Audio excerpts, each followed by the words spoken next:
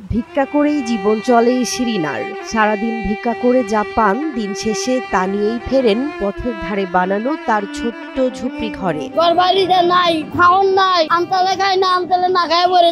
ফুটপাতের এই কুঠুরিতেই তিনি পার করেছেন বহু বছর। গল্পের এক ফাঁকে ভিক্ষার পয়সায় তার জীবন চলে কিনা জানতে চাইলে শিরিনা বলেন, এছাড়া কিছুই করার নাই তার। অনেক বছর ধরে থাকতে আছি, কেউ কিছু দেয় না, ভিক্ষা করি, পয়সা খুঁজি, বাঙালি টুয়ার। শুধু শিরিনাই নয়, সমাজের নিম্ন আয়ের শ্রমজীবী আরো অনেক মানুষেরই নেই মাথা গোজার ঠাঁই। ঝড় বৃষ্টি মাথায় নিয়ে খোলা আকাশের নিচেই কাটাতে হয় তাদের দিন রাত বছর। আমাদেরকে আরো বেশি আছে, আমরা বাসায় কাজ করি, কেউ কাগজ টোকায়, কেউ গার্মেন্টসে চাকরি করে, অনেকজনে রিক্সা চালায়, না পারতে ভিক্ষা করে খায়। নিরুপায় হয়ে কেউ কেউ আবার এভাবে পথের ধারে, ফুটপাতে কিংবা রেল লাইনের ধারেই ছোট্ট ঝুপড়ি বানিয়ে করেছেন মাথা গোজার ঠাঁই।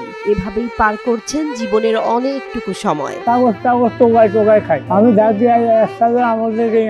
একবার বাংলায় একবার থাকি, একবার বাংলায় একবার থাকি। তাদের ঝুপড়ি আবাসস্থল তৈরি করেছেন পলিথিন, প্লাস্টিক কিংবা ফেলনা কাঠ দিয়ে। এখানে অনেক কষ্ট হয়, কেন এখানে পুলিশেরা দূরানি দেয়, এখানে থাকতেও দেয় না। একবার মাঠের থেকে দূরানি দিলে এখানে আসতে হয়, এখান থেকে দূরানি দিলে রাস্তাতে যেতে হয়। ছিন্নমূল এসব মানুষের মধ্যে যাদের সামর্থ্যে কুলায়, তারা হয়তো একটা সময় ঠাঁই পেয়ে যান কোনো বস্তিতে, কিন্তু বস্তিতেও থাকার সামর্থ্য যাদের নেই, তারাই মূলত আবাসের জন্য বেছে নেন সড়কের ফুটপাত, বাসস্ট্যান্ড বা রেল লাইনকে। জীবিকার তাগিদে দেশের দ্বিতীয় বৃহত্তম শহর চট্টগ্রামে ছুটে আসা এসব মানুষের একটি বৃহৎ অংশই জীবন পার করছেন এমন অযত্ন অবহেলায়। এত সরকার আসছে গেছে, এখনো কিছু করে না। এখানে যারা আছে তাদের জন্য যদি কিছু করতে তাহলে তো ভালোই হতো, তাহলে তো মানুষগুলো রাস্তার থেকে উঠে একটা বাসাতে থাকতে পারতো। ভাসমান এই মানুষগুলোর থাকার জন্য যেমন কোনো জায়গা নেই, তেমনি তারা শিক্ষা, স্বাস্থ্য সহ মৌলিক অধিকারগুলো থেকেও বঞ্চিত হচ্ছেন পদে পদে।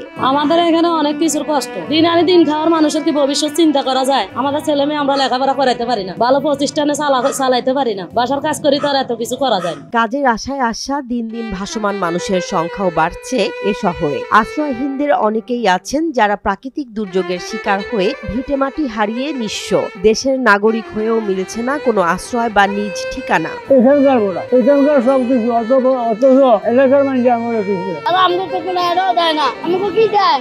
আমরা তো রাস্তার উপরই থাকি। কোনো মতে ফ্যাট স্যালারি, টুকটাক বোতল টোকায়, কাগজ বাঙালি টোকায়, এই আর কি। রাস্তাঘাটে তারপরে থাকা আমাদের পক্ষে সম্ভব না। ছেলে মেয়ে বড় হইতেছে, আমাদের তো দিন চলে গেছে, এখন কলির যুগ, এখানে তো রাস্তাঘাটে থাকা সম্ভব না। আজকে ভাঙিয়ে দিতেছে, কালকে আবার তুলতেছে, এটা কোনো জীবন হলো না। আমাদের তো বাড়িঘর নাই, আমাদেরকে যদি সরকারে বাড়িঘর দিতে চায়, কেউ হেল্প করে, তাহলে তো আমরা যাবো। বাংলাদেশ পরিসংখ্যান ব্যুরোর সর্বশেষ হিসাব বলছে চট্টগ্রামে ভাসমান মানুষের সংখ্যা 50,000-এরও বেশি, কিন্তু সংশ্লিষ্টরা বলছেন এই সংখ্যা আরো অনেক বেশি।